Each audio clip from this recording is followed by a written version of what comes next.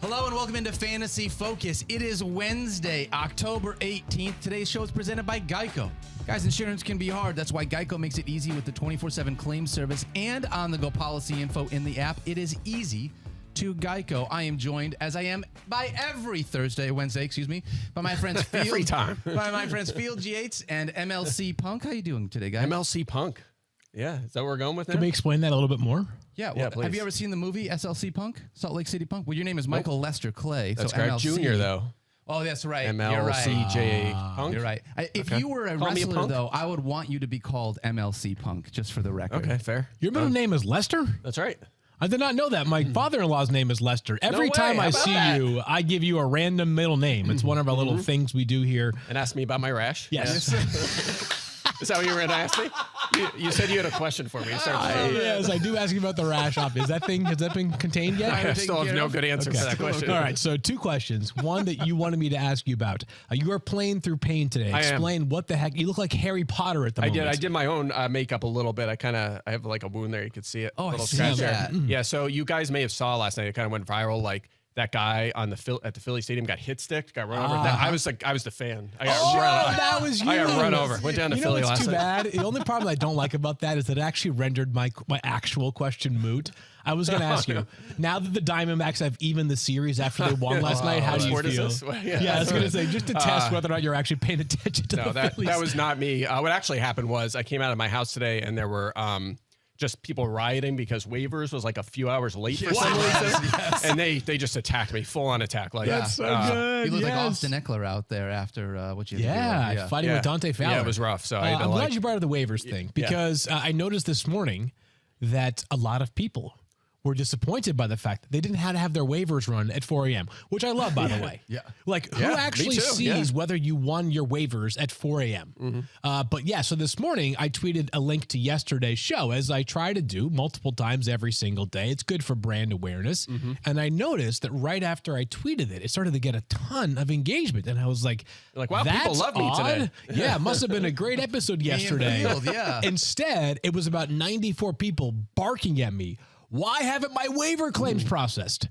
We want to let you know we're sorry. Sometimes things happen with the big old machine, and that issue has since been rectified. Correct. Your waivers have run. Okay. And believe it or not, there were no games played between 4 a.m. this morning and when waivers actually went through a little bit closer to like 8:30 this morning. Yeah, this is kind of like every week where it's like a player gets ruled out and they're not available for IR within 20 seconds. And by the way, just to, again, I'll spend like 10 seconds on this, maybe slightly more, but we don't control that, obviously. We do not.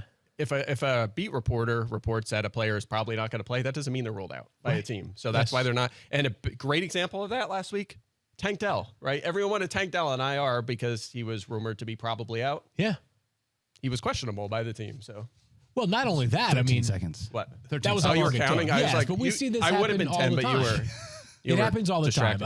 There's just too much gray area because if we simply went by what a singular reporter reported, I could, in a moment of chaos, tweet right now that pick a player, make up a random player. Mario Edwards. Davidson. He's a real Mario player. Luigi. Yeah. Mario Luigi, wide receiver for the Indianapolis Colts, is out for the next 4 weeks, according to sources. If we just took that and said he's out, like you could do that with anybody. And someone could just run rampant. The next thing you know, everybody could just be making up injuries. And not that many credible reporters would do that. But yes, there is some gray area. I don't know why we're talking about this, but for those out there who like to complain about it, please stop doing it because it hurts my feelings. We're also customers too. We're players as well. So I have the same issue.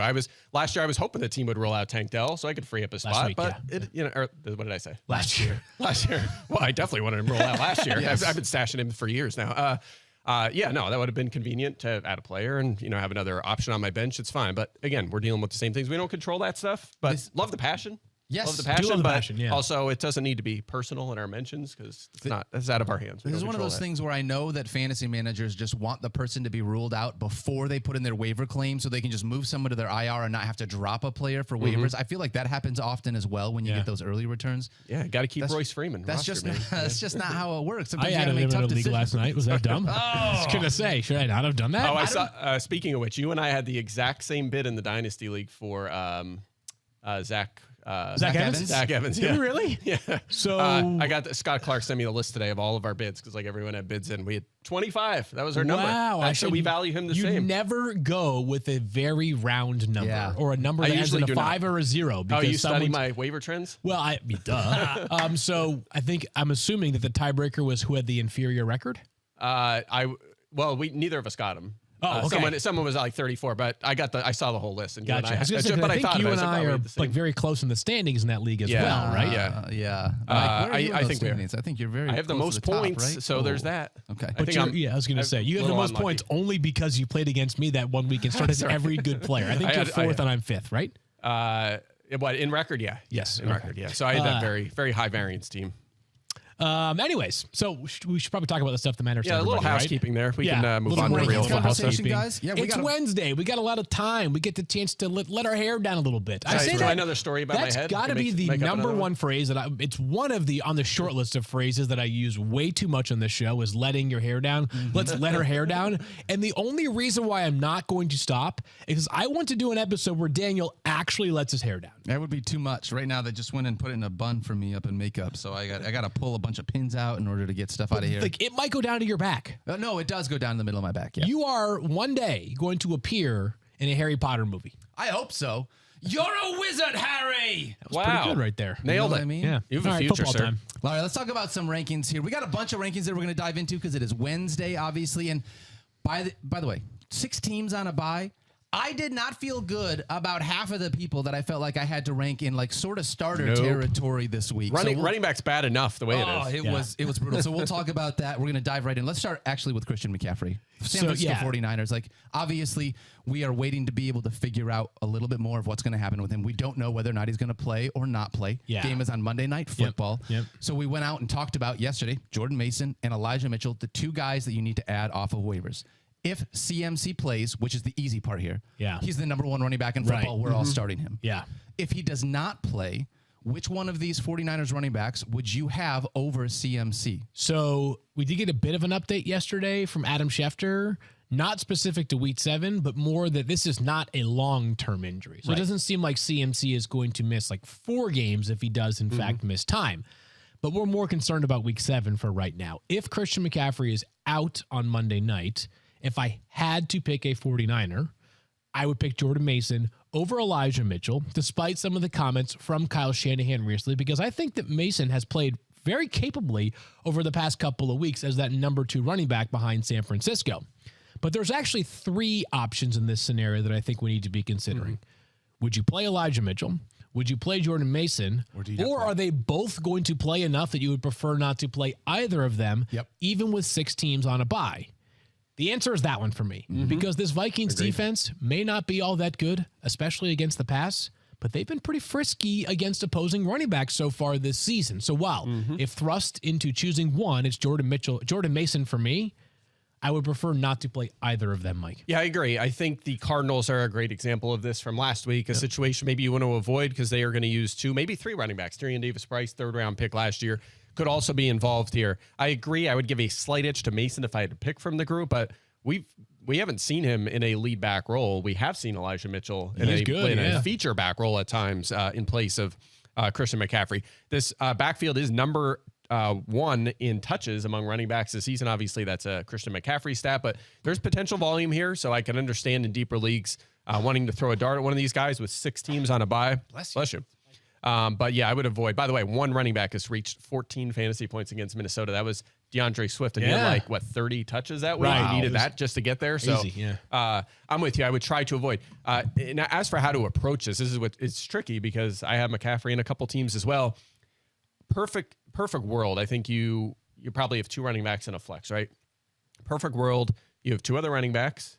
and he's in your them. flex, Yep. and then that gives you more options then on Monday night.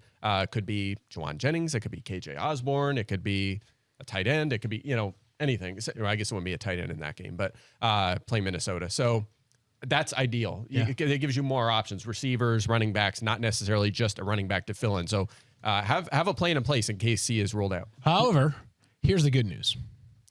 I don't think a Christian McCaffrey injury is going to be lingering all the way until like Monday, even like Sunday at like 1 p.m. Maybe I'm wrong here. I just think there's way too much interest, and the insiders are way too mindful of just how important fantasy football is, that I think we'll have a lean, at the very least, on Christian McCaffrey by the time lineups are due for that 1 p.m. slate on Sunday. Yeah, I hope you're right. But if he is just questionable, and it's like he's probably going to play, at least make sure you have a backup plan. Even if it's just it could be Kyle Juszczyk. Yeah. Like just have someone on your roster to fill in, maybe get 5 points, maybe get 0, but maybe you get 5, or maybe Juszczyk scores a rare touchdown. Just have a backup plan. When you said, I hope you're right, like more often than not, when you say that, do you think I'm actually going to be right or not?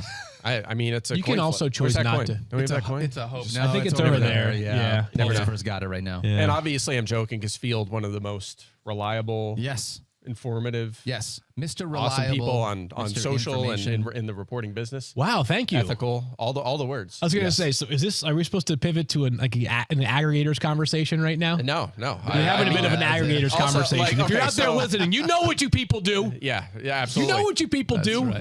Last night I quote tweeted an awesome interview with Pablo Torre with Yes. Michael Schur. Sure. Yeah, that Watched was the whole fun. thing. Awesome. Definitely recommend that interview. It was about a show that he created Yeah. and got canceled. Ken Tremendous. Baseball. Yeah. Ken Tremendous is awesome. Love any show he does. Amazing. So awesome interview. So I retweeted, said it was awesome. Listen to it. I hope they somehow find a way to make that show. And someone was like, "Whoa, Mike Clay actually said something nice about someone for once." So now So I'm like, "Oh wow, I guess I don't." You know do what? that. I So actually I'm thought gonna be about this. nicer now. I actually know where that, I don't agree with that assessment, I don't either, but I'm gonna. but I know what this stems from is that you have to be the reasonable person on the show. Mm-hmm. You know that, right? Yeah, absolutely. Because you are the person that is like, I'm telling you vibes are telling me to play this guy. And you're like, yeah, your vibes are good.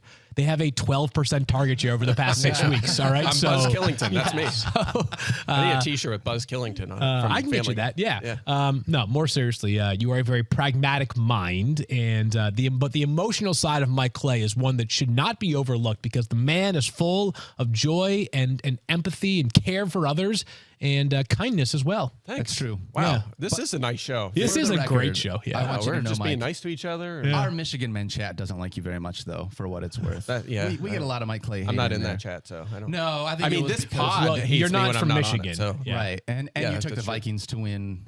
So did I, though. So division. I also Yeah, that was a bad we, for say we have a separate. That we have was- a second Michigan men chat without you, Field. Trust me. Yeah, my worst take was probably too low on the Lions and just trashing the Rams defense off. Oh man, I mean, been so good. I think I kind of had a point there, but I should have been more. I should have believed more in the coaching there because they have crushed it. Yeah. What a job they're doing. Well, speaking of the Lions, Mike, this is a good transition because you are Mr. Transition here on this show. Let's talk about the Detroit Lions running backs. Yeah. Taking on the Baltimore Ravens this week. We're probably not going to see David Montgomery. Has not officially been ruled out yet, but we should plan on him not playing here. Oh, yeah. We did not. So that means you probably can't through the put him bye. on IR, by the way. Exactly. Yeah, he has the Q right now, I think. There's two guys, though, that we're looking here, and it is the pride of Kutztown University, Yes. Alex Reynolds, and it is Jahmyr Gibbs, who we are excited to be able to see, hopefully get a healthy workload. How do your projections see this split working out between these two? Well, Field said in the past that since he's from my alma mater, I have to automatically like him and rank him super high. So Again, Reynolds vibes, RB1. right? Reynolds RB1. Yeah, vibes. Okay, there we Vibes. go. It's all about Yeah. vibes. Could sound vibes. So I have Jahmyr Gibbs at 13th in my running back rankings. Reynolds at 31. So deep league flex option for Reynolds. Gibbs, I think, will be featured because that's what we saw in week 3 when Montgomery was out. And I want to talk about that because in that game, he played 59% of the snaps, 17 carries, 80 yards. That was by far his most rushing production. Only had the 2 targets. However, 56% route participation. His usual rate's 43%. So it was just a game where they didn't target the running back. We see that sometimes. Sometimes Christian McCaffrey gets 3 targets. It's rare, but Austin Eckler, same thing. I think it was just a fluke. So still a lot of involvement in the passing game in terms of running routes. I think he'll bounce back there. like him. Also, the Ravens have allowed the third highest yards per target to running backs. So actually, it's been a good matchup for running backs as well. So really high in Gibbs, borderline RB1. Again, Reynolds just a deep league flex if you need him. So remember the part about like really elevating the value of Craig Reynolds because he went to your alma mater? I'm saying you could start him. I think that's high praise. In a 32 team, you could start him. Absolutely. I see it pretty similarly. The only thing that I'm mindful of this week that I think wasn't as relevant the first time that Jahmyr Gibbs was the starter without David Montgomery is what if Jahmyr Gibbs is like, let's call it 80 to 85% on Sunday. Could that mean a decent amount more for Craig Reynolds as opposed to Jahmyr Gibbs? And I know you mentioned he was just 59% of the snaps, but maybe it's like a slightly reduced workload for Jahmyr Gibbs compared to the last time and a little bit more work for Craig Reynolds. Yeah, it might be interesting to see what they do with that other running back spot too, because Bam Knight's on IR now. Yep. He played the last time. He was there then, yeah. So we'll kind of see how that plays out. Sometimes you get a tell based on moves a team makes. Right. Didn't they just sign someone to the practice squad? Mo Ibrahim from... Is that who it was? Okay. We've had him for a while. And they've also talked about the idea of potentially just using some other weapons within that offense in sort of like a Debo-esque type role in case they don't have... That would be fun, huh? Especially with guys like Jamison Williams or Khalif Raymond, who we have known. Like Amon-Ra gets carry sometimes. Yeah, absolutely. So something to be able to look at. I have Craig Reynolds, though, as running back 27, just in case we're looking at which one loves him more than the other. Right. You have that 31. Message received. Daniel loves Detroit more than you love Kutztown, just for the record. That's how it works. I think that's what it is. All right. Let's move ahead and talk about the Indianapolis Colts. Guys, we've got these Indianapolis Colts running backs, both Jonathan Taylor and Zach Moss, taking on what might be the toughest defense in the NFL right now in the Cleveland Browns. Nasty defense. They are so freaking good. And understanding that we have seen JT started out slow, 10 carries, 10 snaps, I think you said the first week, Mike. That's right, 10 snaps, 16%. And then he definitely upped it that second week. Now, this seems like the week where we were talking about, are we going to unleash Jonathan Taylor a little bit more? And how much is that going to help us knowing the defense that they're playing? Yeah, I think so. I think we'll see another uptick. I think this is kind of going in at a reasonable pace so far. Limited in his first game back. He had just signed days before. I think it was the day before, right, when that was reported. Or whatever. It was certainly that week. And then an uptick last week. He actually led them in carries with 8. He also had 6 targets and had 65 total yards in that game. 43% of the snaps, a big uptick from 16% the week prior. I think we get another step forward, maybe to 60% this week. And that's enough, again, with 6 teams on a bye to rank him as a mid-range RB2. That's where I have him. I'm 14th in my rankings. I will say this. You mentioned the matchup. 0 running backs have reached 14.5 fantasy points against the Browns this year. So this is a tough matchup. And I think it's going to be hard for both of these guys to be fantasy relevant this week. So the truth of the matter is you probably have to pick one. And I'm going to pick Taylor. A little bit of Colts news forthcoming in about 30 seconds. If there's a way that Jackson can do this, edit it so that like for the next, 30 seconds that I talk about the Colts running backs, he actually just dulls my mic and no one can hear me, that would be great. Because I think at some point Jonathan Taylor is going to be the lead back in this Colts backfield. Yeah. I thought it would happen last week. He was sort of the leader, as Mike just alluded to. But I'm talking about the guy who like just got $42 million. People are probably sick of me saying that fact, but I keep thinking to myself, when you pay all that money to this guy, you probably want to get some return on your investment, right? And yet Zach Moss just keeps holding on for dear life and proving that he is a legit running back in the NFL. Get that guy to Arizona right now is what I keep telling myself. So I have Moss ranked as RB22, still good enough to be a starter in a lot of leagues. And Jonathan Taylor is RB14 for me this week. So I'm still starting Taylor once again. I don't know that I can say so confidently given the matchup and the fact that, of course, he hasn't been that busy over the first 2 weeks of being back. This is so gross that we have 2 running backs inside the top 25 against what might be the best defense in the NFL. That's what it looks like with 6 teams on a bye right now. Yeah, I was working on a dynasty ranking update today on a running back, man. It's tough. Who's RB1 for dynasty rankings? Probably Bijan. Oh yeah, okay. Yeah. Who's RB2 then? That's probably the more interesting question. Second now. It's McCaffrey. Gibbs is still in the conversation. I mean, he was an early first round pick. Sure. Who else is in there? Who am I Travis missing? Etienne. Is he up there? Etienne's, I think of him like 6th right now. I'm missing somebody obvious. Who am I missing? Taylor's up there. Brees Hall. That's what I'm missing. Call by pulse there. Yeah. Brees Hall, I think I have 3 right now. Yeah. Okay. By the way, the Colts news is that they just announced Anthony Richardson will be done for the season with that season-ending shoulder surgery. So, speaking of an interesting dynasty, player right now. Yes, we were talking. Was that yesterday? We were talking about Anthony Richardson. Yep. Like, just get ready for the takes going into next season on Anthony Richardson's ranks. So, just to put a pin in it all again, RB 14 for Jonathan Taylor, RB 22 for Zach Moss. But I continue to shout out Zach Moss for holding value over the past 2 weeks. He has certainly proved a lot of people, including myself, wrong, thinking that he was just a throwaway when he was traded away from Buffalo to Indianapolis in exchange for Nyheim Hines. Yeah, Bills. It's just that Bills backfield. You know, as good as the pass offense has been, it's been high scoring, pass heavy. They're just not getting the most out of their running backs. In fact, last week, I'm sure we'll get to this in the next, two and a half shows, but a lot more Latavius Murray last week. So they're not really getting the most out of James Cook there either. They can get the most out of Devin Singletary. I don't need any of that. And this isn't an anti-Latavius Murray, but like in fantasy football, I don't need Latavius Murray taking touches away from James Cook here. Like let's just sort of funnel those touches to the young guy that we're excited about. Yeah, I mean that's what we want, but again, that's not going to happen. Another guy's value getting crushed by a committee. It's tough. It's tough these days. Without having Kyren Williams. Some updates there, by the way. This week. So talk about that, Field.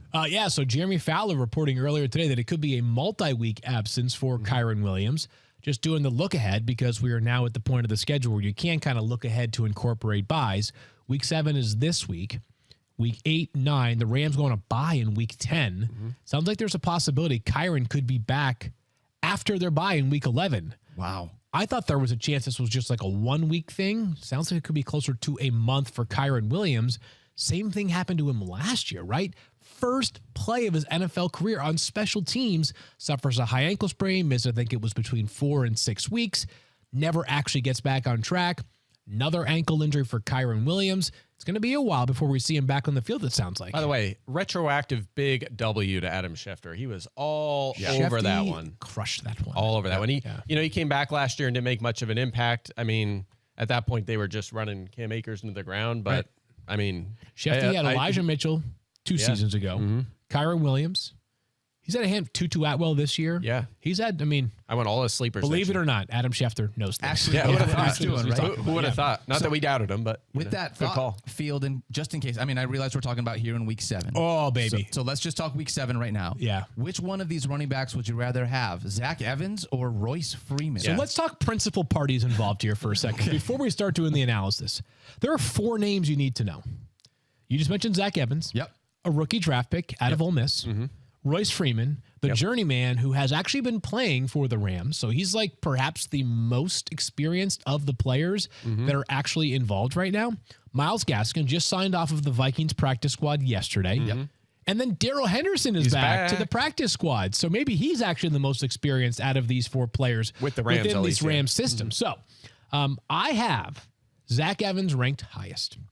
When I tell you that I have absolutely no idea how Zach Evans is going to perform in this role this upcoming week, I mean that with every fiber of my being. I've got him as RB 23 with 6 teams on a bye. So just do the math. That's probably closer to like RB 30 or even 32 if those 6 teams were all available. As we often talk about, if a running back is not inside my top 25, I would prefer not to start him. So a lot of what I said at the beginning of the show about the 49ers backfield applies right here, right now, to this Los Angeles Rams backfield. My preference would be to not start someone, but if I had to roll the dice, my current roll is on Zach Evans. Yes, it is very much a dice roll. This is a guy that lost out to Ronnie Rivers and has been a non-factor so far this season. The reasons to like him are his college tape and efficiency numbers, outstanding. Like he was electric. He was a big-time playmaker.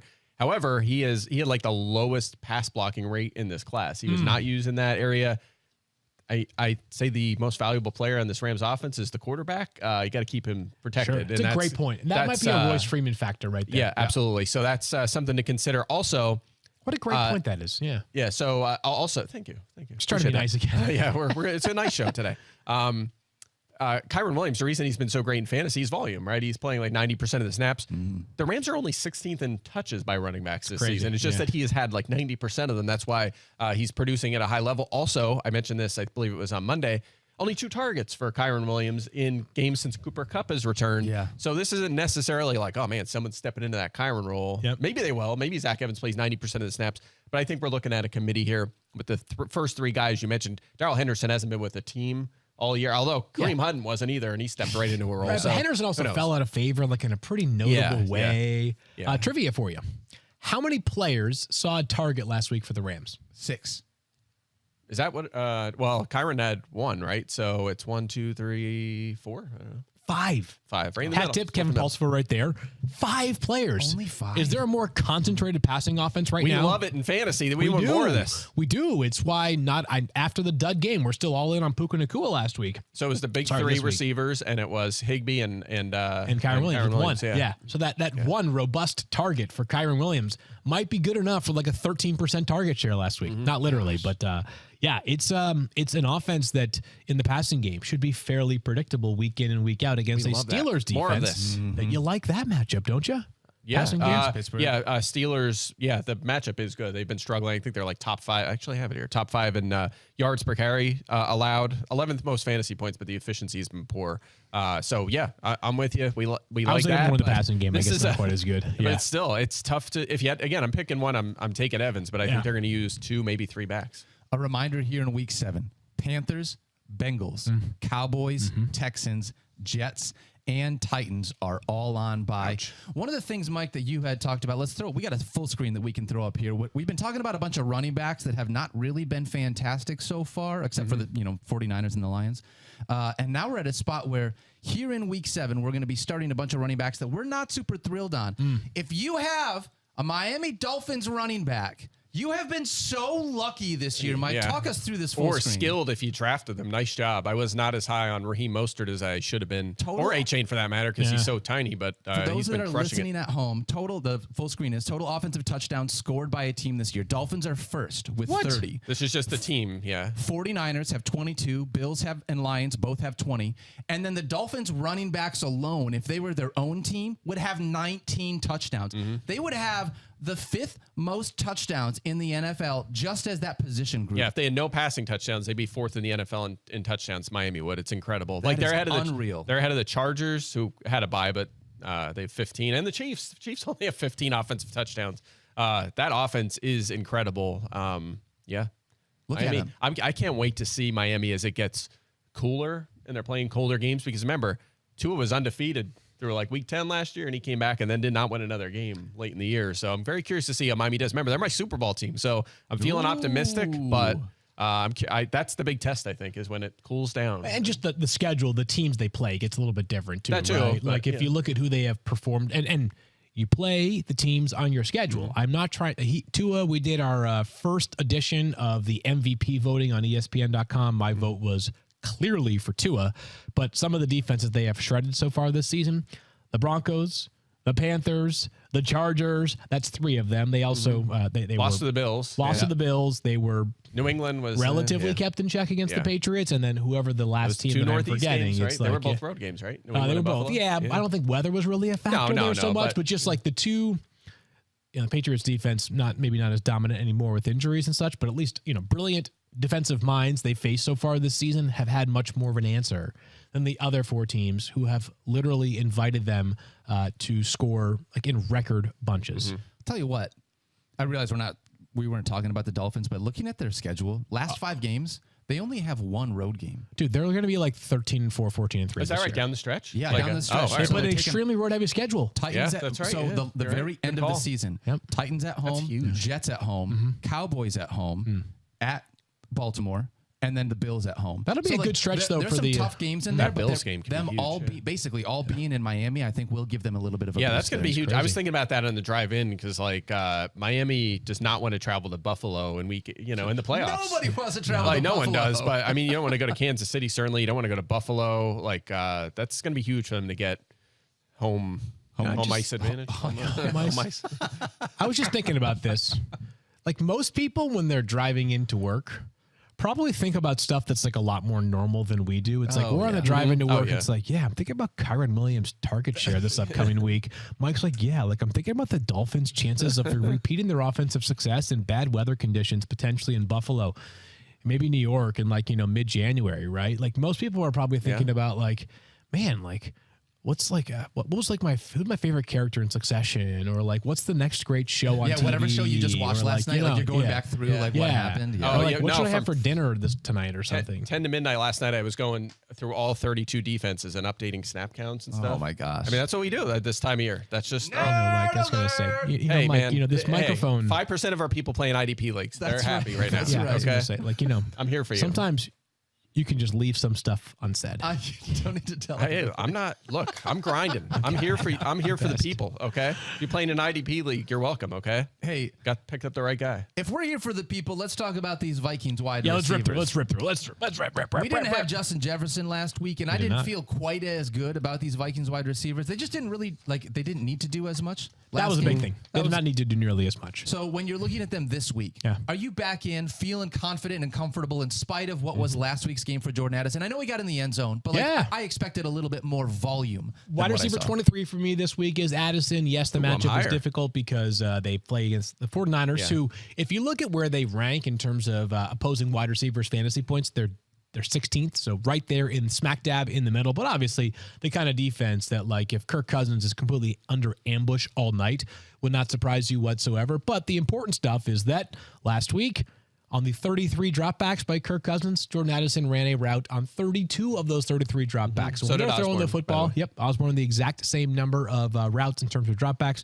So when they're going to throw the football, it's going to be these two guys on the field a bunch. Addison's way too talented to not have a legitimate role week in and week out. So last week was the second fewest passing attempts in the 6 games that Kirk Cousins has played so far this season. Wow. I'm in on Addison. I've got Osborne a little bit lower because I think Addison is the better bet to score a touchdown or have a big play. Yeah, the reason the Niners are mid-pack against wide receivers is because they face the 5th most targets among wide receivers, but they've allowed the 6th lowest yards per target. So they're very good defensively, as we know, but teams are trailing them and have to throw the ball a lot. This happens to a lot of really good teams. So that works into the favor of Minnesota because they like to throw the ball. They're trailing often. They're not afraid to just wing it around. I believe he's still the only team without a rushing touchdown this year.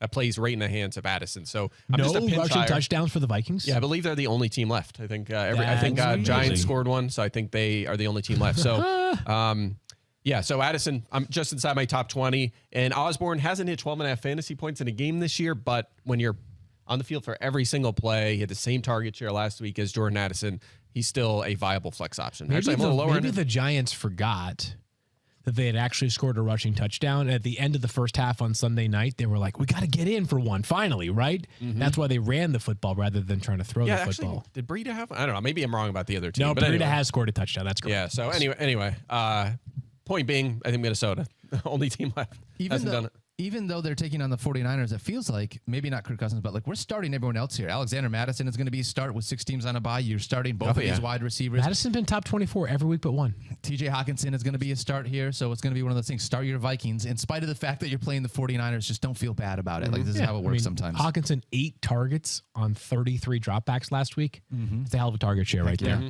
Speaking of target share, how about Drake London? Yeah. We saw Drake London look fantastic last week. Steelers have no rushing touchdowns, by the way. Steelers? No rushing touchdowns? Yeah.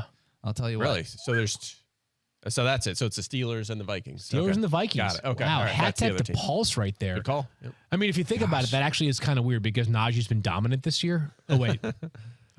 Never mind. Yeah. I don't even with 6 teams on a bye, and I don't even think I have him ranked as a starter. You do not. Confirmed. This was one of the questions that I get the most, to be honest, is like, can I drop Najee Harris? Is Najee Harris droppable? That's a tough drop. Tough drop. I keep telling people the answer is no because he's still too talented and everything happens. Like if that offense turns it around, but like you can put him in timeout though. You cannot play him. Absolutely. Just bench him. I understand. Just put him on the bench. Like what you need to do is like you need to have some off. Have some honest conversations with Najee. Oh yeah, like we did with Patrick Mahomes. Right. Just go. It didn't work so well last week. Right. I guess it did. He finished as quarterback 7. But no, more seriously, like you put him on the bench and you have a couple conversations during the week, right? Like, and they got to be positive. You have to figure out what kind of player is he. You see the kind of player that thrives off of telling you that he's like not good enough, or you telling him he's not good enough. Like, is he the kind of guy that gets motivated by the criticism, or is he a power positivity guy? And that's your job as the manager. Is you got to figure these things out, right? You got to be able to tell, can Najee respond if I go in there and rip him one, or does he need me to remind him, first round pick, Had more targets than any other running back as a rookie. Yes. Was outstanding as a rookie. Like, he's got a great that can smile. be you. His thighs are good. You know, fire him up. You know what you do? Call him Najee. Oh, that's how you get him fired up right there. Yeah. To be clear, you're talking to your screen here. Yes, Do not tweet at Najee Harris. Dude, leave the man alone. He's trying his hardest. Okay. At Najee Harris. All right, let's talk about Drake London though. Field. Okay. After last week's game, we've seen Desmond Ridder do some things slinging the football. Yeah. Does this mean that you feel comfortable trusting Drake London here this week? Over the past 5 weeks, he is 15th in the NFL with 42 targets. That part is good. The question is just how much you trust this passing offense in a game in which you think that they're going to be able to play it how the Falcons want to play it. Right? The past 2 games, the things have gotten away from them. Right? They have all of a sudden had to play games where they were throwing the football a ton and sort of unexpectedly, by the way. Like, I would have thought against the Commanders, Sam Howell would not have had 3 early touchdown passes, and this would have been a 20-17 game. What is your confidence that the Bucs will have a massive lead against the Falcons? If it's high, you should feel pretty good about Drake London. If it's lower, and I think it's a little bit lower personally, then you're going to have a hard time jamming Drake London into your lineup as a lock, just because we have seen that every time you think you can trust this Falcons offense, they revert back to what they were, or even if they do throw the football a decent amount, Kyle Pitts gets 8 targets. Jonnu Smith gets 7 of them. Bijan gets 5. Matt Collins gets a random 4, and you're like, oh, wait. Drake London, despite the fact that they threw the ball 37 times, had 4 targets. I've got him as wide receiver 32, so not exactly totally confident in him yet. I'm with you. I mean, 8 targets per game since the week 1 dud when he had no catches on 1 target. Back-to-back top 20s. He had a career high in passing yards last week, or receiving yards last week. A touchdown or 78-plus yards in 4 of his last 5 games as well. So he's been productive enough that you feel fine starting him. But you're right. I mean, they're not as run heavy as last year, but game script adjusted, they're still the run heaviest team in the NFL. It's not as balanced as I thought it was. But again, it's not as bad as it was last year as well. Also, again, I made the same point you just did on Monday, which is, I feel better about them trailing because of what we saw against Washington. That was a team we thought they would control the game or be competitive. They were not. I think this will be a close enough game with Tampa Bay, but honestly, we're just kind of hoping they're trailing. Yeah, that's what we want. That's sort of where it's at for me, because both of these defenses are really good against the run. Right, Tampa and Atlanta have done really good at shutting down fantasy running backs. I think Atlanta is allowed the 5th fewest. 3rd. Tampa's the 6th fewest. Is it 3rd? Okay. I don't know. I mean, anyway, it's close. They're in there. They're both fantastic. So I said that so confidently that you believe me. I'm pretty sure it's 3rd. But looking at it, if I look at this, I am worried that Bijan is not going to run the ball as effectively as I want to, in spite of the fact they're going to run against him, just because of the fact that Tampa is good against the run. So I'm hoping, because of that, actually, that we do see more passing game work here, because in just watching the Detroit Lions, they could not run the ball effectively, and I realized they didn't have David Montgomery against this Tampa defense. That was the thing that they did, is they shut down that running game. So I'm just curious how this is going to work out. I also have Drake London as wide receiver 31. I don't feel all that confident. A lot of the same things that you said, Field, I feel, but this one is going to be interesting for me. One thing I'll say about Bijan, though, is that even if your expectations are lower, like, you're still starting Bijan. Of course. Because you could have 7 targets in the passing game. It's the idea that I don't want them to just do I don't want them to hand the ball off 30 times for 1.3 yards per carry, and then that's the way that the Falcons just want to play this game. Yeah, it's really interesting. The guy that benefits if they're going to be ahead in this game, if they get up like 10-0 early and they're protecting a lead, is Tyler Algier. Don't say that out loud. He's the one. I mean, he's the guy. We saw in week 1, but if they're trailing, he's the guy that has the big swing in usage. So. Mike, is Zay Flowers the pass catcher that you want for the Baltimore Ravens? And I say that even understanding that Mark Andrews is there, but Zay Flowers has been getting volume from Lamar Jackson. He might be the receiver we want from this draft class this year, too. We'll see how that kind of shakes out. Totally but Quentin agree. Johnson hasn't done much yet. Jordan Addison and Flowers have both been really good. I mean, you have like Tank Dell. Like, there's a guy's kind of down the list. Our boy Cedric Tillman someday. We forget about Puka Nacua because he was so late on that list. That's a good call. That's a good Puka call. probably be the one. Yeah. But Zay Flowers, are you trusting him here against these Detroit Lions in Week 7? Yeah. Yes, I am. I have him 17th in my rankings. He's probably the highest I've been on him all season long. Under 18 points in every game. So we haven't seen the big breakout game, but he scored his first touchdown last week. He has 8 or more targets in 4 games, including each of the last 2. And he's had a pretty high floor. He's had 48 to 78 yards in every game so far this season, 28% target share. And again, your Lions, pretty good. Means you have to throw against them. They've allowed their 12th most fantasy points allowed to receivers. So not like poor, but they give up points because teams have to throw against them. So I like them a lot. Have you seen the target distribution for Zay Flowers and like the route charting for Zay Flowers this year? No, I have not. It's a lot of either like 50-yard bombs down the field really? or passes that are caught behind the line of scrimmage. Yes. Okay. So when you're talking about him not having that big boom game yet, it's because what do those two things do? When you're throwing the football a ton down the field, much higher variance, like the chances of actually completing those passes is pretty darn low. When you're throwing the ball behind the line of scrimmage, you might pick up several catches, but you might also pick up very few yards. So it's like when he has a game in which those two things mesh positively together, he will crack ante fantasy points. It could well be this Sunday. I've got him as wide receiver 14. Love me some Zay Flowers. Kind of sounds like Christian Watson a little bit. A lot of Hail Marys to him, but I also don't know the that you're allowed to manufactured say short that range. name in front of Daniel. Oh, is that anymore. right? Yeah. Well, once he makes it inside the top 25, you can start talking about him. Where was he last week? He didn't. Well, he got a horse collared before he ran into the end zone. right. That was tough. Oh, that's tough. That was 2 weeks ago. The way you just described that, though, about Zay Flowers makes me think of, I realize, a different sport, but like sounds like the James Harden of the NFL, where it's All like threes and layups? It's all threes or layups. There's nothing in between. It's like I'm going to catch these high efficient, like right at the line of scrimmage, or I'm going to have these deep shots where like it's going to pay off big time. Who will James Harden be playing for this season? I don't even care. Okay. I don't know. We What sport digress. does he Feel bad play? about that? Mike. Just kidding. It's a joke. That's a I joke. love you. I love you. All right, let's talk about Josh Palmer. Guys, we've been trying to make Josh Palmer a thing. Last year, we tried to make Josh Palmer a thing while Keenan Allen and Mike Williams were out. And he was fine, but he didn't really like progress to the spot that we were hoping he was going to in this Chargers offense.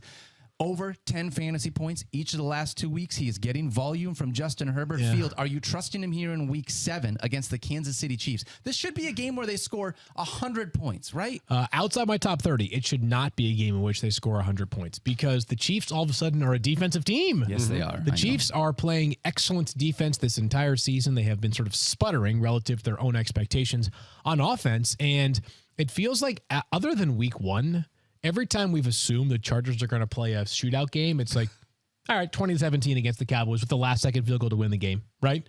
So I've got him outside my top 30.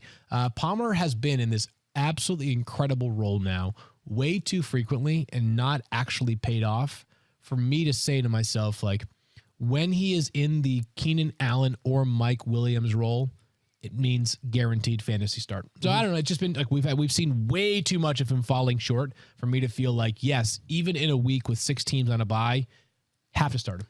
I somewhat agree, but also I feel like he looks a little better this year. Like it's showing up. Touchdown called back last week. Yeah, and it showed, but it is even without that touchdown, it's shown up in the stat line. 4 for 66 and a touchdown, 3 for 77, and 4 for 60 in his last 3 games. Not earth shattering, but that's decent production. Also 7 or more targets and 10 plus fantasy points in 3 straight games. So especially with 6 teams out, that's a guy that's at least in the wide receiver 3 conversation. But to your point, yeah, Chiefs 7th fewest fantasy points allowed, the 2nd lowest yards per target.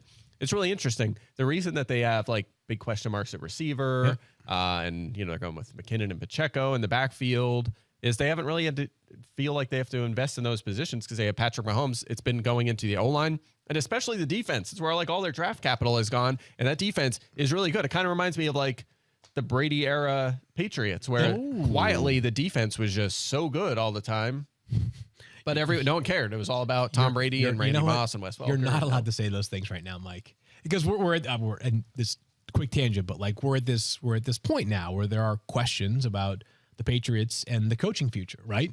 And much of the narrative, like it's we live in New England, so we hear a lot of Patriots talk. And I was sitting there at dinner with my family a couple nights ago, and it was this guy and his grandfather, and he looked like he was probably like his late 20s, early 30s, was just ripping Belichick to shreds.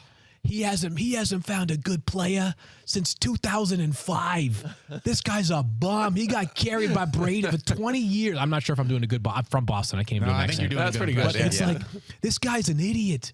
He's been dragged by Brady's coattails for 20 years. And you're just like, 2 things can be true at once, right? Like Brady can be the best player of all time and Bill Belichick can be the greatest and most accomplished coach of all time.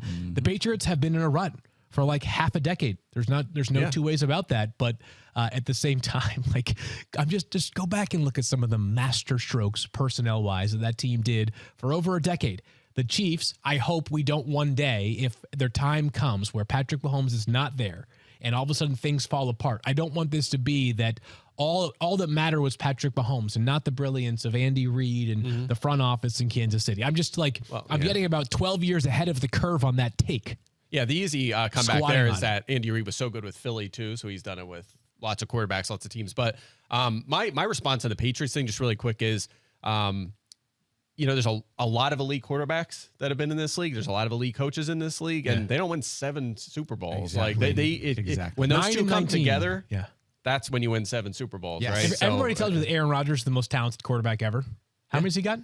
1. Okay, yeah. 1. So, yeah. Right? Anyways, we digress. I'm with you there. But again, no one talks about how good their defense has been, even post Brady. This is one of those things, just as a Lions fan. You're like, I'm like, guys, you got to have some freaking perspective. I know, seriously, you do not understand how good you had it. But anyways, all right, so that's it on Josh Palmer. I like our Wednesday shows. Our Wednesday shows are fun to me. We save some rants. Just a couple things to get out. Hopefully no one minds. Yeah, anyway. Wait till you guys hear my thoughts on the Dodgers next Wednesday. Oh, that's so good. I've got some takes. All right, we got some tight end talk coming up in just a minute. First, Field, we are going to pay some bills. Yeah, we are, Daniel. With our friends over at Geico. I'm going to find my sheet. It is right here. Ooh. Home, auto, prize sports memorabilia, whatever you need to protect, Geico can help get you covered. And with the award-winning Geico mobile app, you can get 24/7 claim support and on-the-go policy access. It's easy. Go to Geico. Go to geico.com today. Hey, college football fans, I'm going to let you in on a little secret that will help you win game days this season. Eckrich smoked sausage. You're probably asking yourself, you're like, Mike Clay, could it really be that easy? I love to get sausage. Good sausage? Absolutely it is. Eckrich smoked sausage is crafted with the perfect medley of spices for a truly rich, savory taste. They are delicious all by themselves or in any recipe that you can dream up. And if the word recipe sounds like a lot of work, don't worry. Visit Eckrich.com for dozens of simple, mouth-watering recipes, making your tailgating prep a stress-free event. So there you go. Eckrich smoked sausage is the secret to winning game days. You can thank me later. Visit Eckrich.com for more. All right. Can I say one thing about my Geico live read? Go ahead, Field. It asked about prized sports memorabilia. Yesterday, I made a purchase. That is my new favorite sports memorabilia purchase. Oh, I want to know what this is. Wait until I bring it to the show next week. Is this the one you've been saying you wanted for a while or something else? I don't know that I've mentioned this in any way, shape, or form. I don't know. Okay. I was thinking of the thing that you were thinking of, which was that. Okay. The thing, yes. Yeah, the thing. This is going to be sweet. All right. I can't wait. Do you have a prized sports memorabilia? Do you have one? Yeah, I have a lot. That's my my basement is loaded Your with stuff from basement is growing up. loaded. It's mostly Mark Martin and Eagle stuff, but let's say, heaven forbid, Mike, but luckily your house is covered by Geico, so it's okay. Your house is on fire. You've got to grab one thing from your basement to be able to save. Oh man, choose between your daughters. Well, no, your family is safe. Yeah, your family is safe. The pup is safe. You don't have to worry about that. If you've got one sports memorabilia, is there one that stands out to you? I would say I feel bad about it now. I have just a little piece of paper when I first started at ESPN. I got Field Yates autograph. Stop. Little piece of paper. Yeah, I would grab that. Wait, but I did the 8x10 photo last year. Did you not? Oh no! Did I mail it to you? Did it not get I sold there? that on eBay. Yeah, I was just gonna say those go for a pretty good money. You know what's weird is that I constantly check my own name on eBay, and I actually bought that. Oh, that's what it is. So I was trying to figure out why it looks so familiar. You wanted to get your everything of Field Yates just sells. We got to up the pricing. Yeah. All right, now it's time for AI-generated fantasy insights built with IBM Watson X. Today we are talking media darlings, players for whom the media sentiment has recently improved by a factor of 10. And Mike Clay, we're talking about AJ freaking Brown. Yeah, baby. He has looked so good for your Philadelphia Eagles. He's made Devontae Smith look like he's not even a part of that wide receiving core over the last couple of weeks. AJ Brown has just been fantastic. As you're watching him, as an Eagles fan, as the analyst, the projector for ESPN, how you feel when you watch AJ Brown? I feel great. What an amazing trade by Howie Roseman on draft day. Remember they got him for a first round pick. The pick was Traylon Burks. Just a home run call here. As usual by Howie Roseman. 125 plus yards in 4 straight games. First Eagle ever to do that. He has been incredible over the past month or so. Believe it or not, as good as he has been this season, still delivering mid-range wide receiver 1 numbers. Yep. He has 2 touchdowns. They both came in 1 game this season. So still room for growth in that department for AJ Brown this season. And he is going to be busy this week because guess what? The Eagles win a lot of games. They don't trail often. Yep. They're going to have to throw against Miami. So a chance for Brown, Goddard, Devontae Smith to get back on track. Well, not back on track, but to have a big game. So I guess we could have led the show with this. Are you at all concerned about Quintorris Lopez being signed to the practice squad yesterday? I adjusted all the projections. For those unfamiliar, it's all Julio Jones was signed by the Eagles, and Julio's real first name is Quintorris. I swear to God, I didn't know what we were talking about. Either. I had no idea. Quintorris? You got me. Yeah. Usually I know that stuff. But Julio Jones' first name is Quintorris. His name is Quintorris Lopez Jones, and he goes by Julio. There's so many names like that. Like Matt Stafford's not right. Yeah, he's John Smith. He's John Stafford.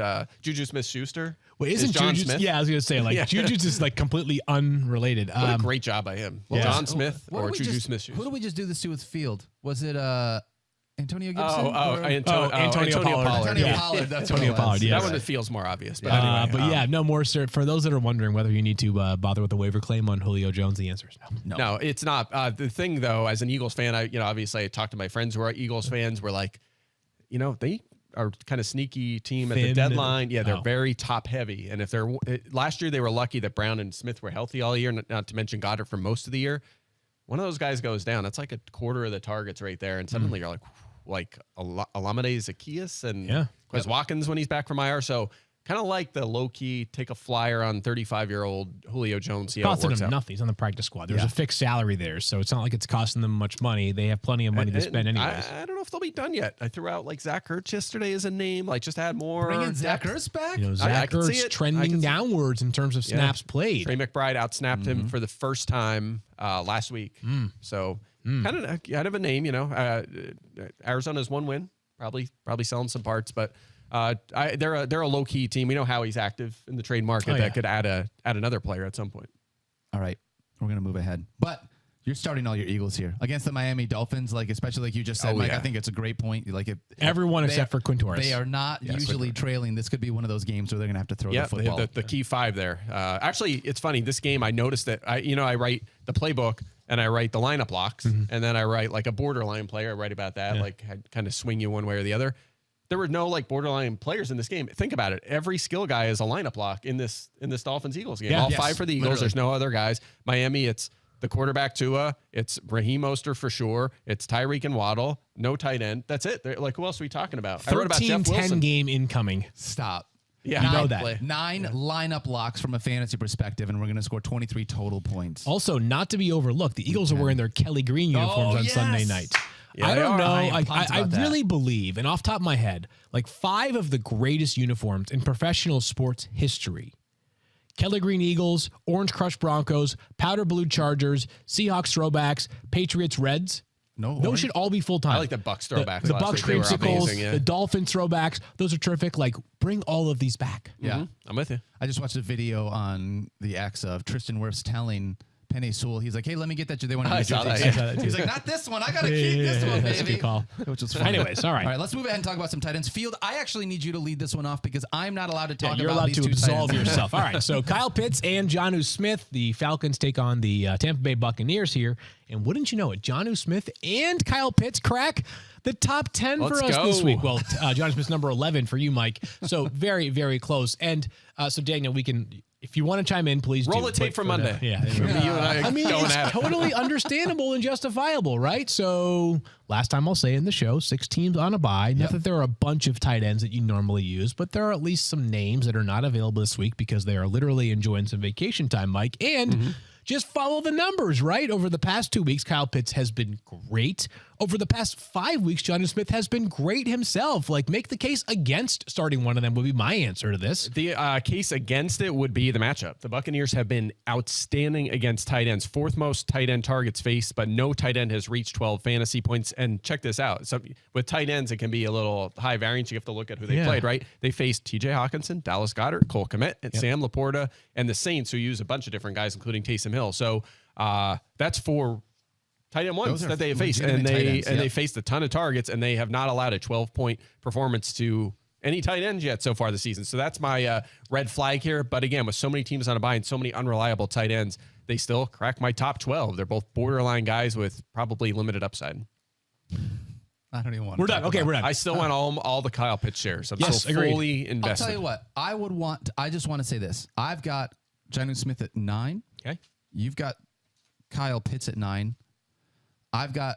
Did we do a board bet Monday on this? I don't know. I don't think we did on Monday. We did. I definitely 9-11. You could just look a straight Smith. up Jonnu Smith versus Kyle Pitts. Yeah, I'm down with that. Let's do that. Take that. Let's take this right now because I still am in on Jonnu Smith here. I think that Jonnu Smith scores more fantasy points in week 7 than Kyle Pitts. I think Kyle Pitts scores more fantasy points than Jonnu Smith in week 7. And I say McCole Pruitt scores more fantasy points. All right. Just kidding. You want to put that on the board? Let's try it. Yeah. Put it on the board. Put it on the board. Awesome. Love that. All right, let's talk about Cole Kmet, too, because without Justin Fields, this one feels a little bit scarier for me. He was one of those guys that was sort of in that like back end of the tight end 1 conversation. Is he still there if Justin Fields does not roll on Sunday? Yeah, I have him 9th for the same reasons I just laid out for the Falcons tight ends, which is there's not a lot of great options. Kmet had 2 really good games in a row. Last week, 2 catches, 9 yards. Of course, Fields left that game early on. I don't think Tyler Bagent looked great. He had 83 yards on 14 pass attempts and ran for a touchdown. It's just going to be one of them things like you start him, you're just hoping Bagent just looks his way a lot, just falls in love with him and throws it to him 6-7 times. But again, when you're ranking these guys, you get to that area and you're like, how do you put? I guess I'll just go Kmet here because it's rough at the end of the tight end ranks. 2 things, and both very, very important. I have a team in which my 2 quarterbacks are Kirk Cousins and Justin Fields. And prior to last week, every time I played Kirk Cousins, Justin Fields went off. And every time I played Justin Fields, Kirk Cousins went off. Okay? So just to be clear. And then every time I played Cole Kmet, Tyler Higbee, my other tight end, had a decent enough game. And Cole Kmet completely busted. And then vice versa. So at some point during fantasy football now on Sunday, I will let the masses know whether I'm starting Cole Kmet or Tyler Higbee. And we just fade it. And we fade Field. Correct. Fade Field. Just second of all, ban tight ends. I'm actually glad we talked about this game because we have a tight end who is making a name for himself and should be on your radar. Michael Mayer, second round pick of the Las Vegas Raiders, outstanding player during his time at Notre Dame, showing up more and more by the week. And if I'm the Raiders and I'm looking for answers offensively, because as I've said recently, the Raiders are now a defensive team who has a real shot to be 4-3, by the way. I want more juice on offense. Get Michael Mayer.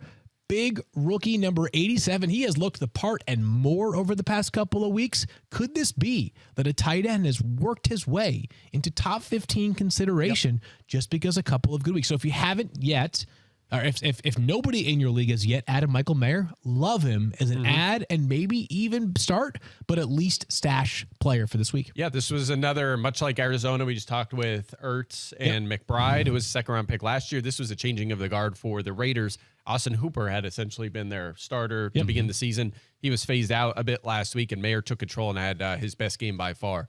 I mean, rookie tight ends usually aren't great in fantasy. That's starting to change, it seems like, especially with your guy, Sam Laporta. Kyle Pitts a couple years ago had a top 10 season as well.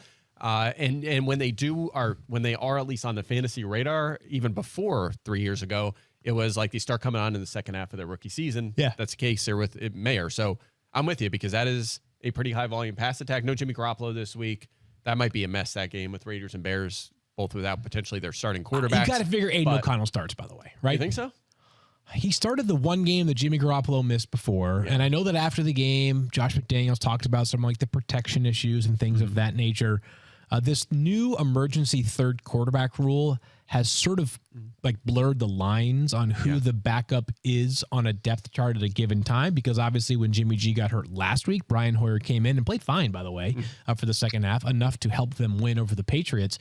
I think there's a chance Aiden O'Connell is back under center this week. Okay. Yeah, I have no insight on this other than to say that Hoyer was the backup last week, and this is a team that will have a winning record if they win this game, and they might want the security of the veteran Brian Hoyer over the unknown day 3 rookie. So. Yeah.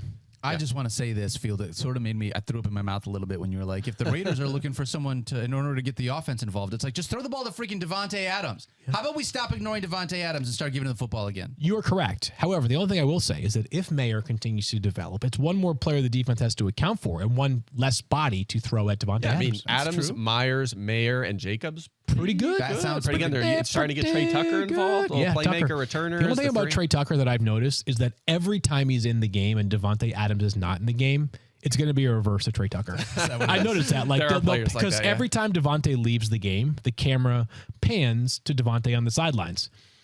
And I swear, it's like 3 out of the 3 times it's happened. Next play, Trey Tucker reverse. That's the one thing about the Raiders is sometimes they're very predictable. I think this is a McDaniels thing because we used to see this with New England. on the field. If Amir Abdullah is on the field, he has one carry this year. He had like a few all of last year. They pass every time Abdullah's on the field. This was a fun show, guys. I love these Wednesday shows. Me too. Me too. Time. Mike, I do want to say this. I don't know if people know this. Like, we don't just make fun of you when you're not here. We also make fun of you to your face, so that people don't think we only make fun of you behind your back. Yeah, I was listening yesterday at the end. Of course, I put it on. You texted us. Oh my God! As soon as the show was over, Field and I got a group text saying, "I heard that," in all capital letters. So rude. I tune in. I want to listen to this nice, pleasant show between 2 of my best friends. And it's just like, oh, we don't like Mike. Mike, never bring it back. Is this Mayor Snap, by the way, here, Pulse, that you just sent me? How about this? 82% of the snaps last week from Michael Mayer. Yeah. 2 weeks prior to that, it was 52.2%. A season high, 82%, and 22 routes run last week. Very week. similar to McBride. Big leap last week. So you got to keep an eye on that, especially if you have tight end problems. Right now, and like most of you do. Problems, you know what I'm saying? Yeah, that's right. All right, that's going to do it for us today. Field and I are going to be back tomorrow. Thursday Night Football. We will preview that. We will do the Week 7 preview part 1, which will be a ton of fun. Mike, we love you. Unfortunately, you can't be here for that. I just dropped my water cup. I'll be doing on Friday, though. Punter projection updates. Hey, thank you for that. We love you guys. Thank you so much for hanging out with us. Don't forget to love each other. Water. Be kind to yourself. We love you guys. We'll see you on Thursday. I dropped my water, so I'm just rubbing it. Wait, you're just pushing it farther deeper into the carpet? Is that what it is? It's water on a carpet. Shouldn't that be okay? Like after a couple hours? You would think so. Yeah, I think that's pretty good. Yeah, no drinks in the studios. It's breaking not a rules. drink. It's hydration. Thank you. It's a hydration mechanism. Yes, it's not a drink. That's what it is.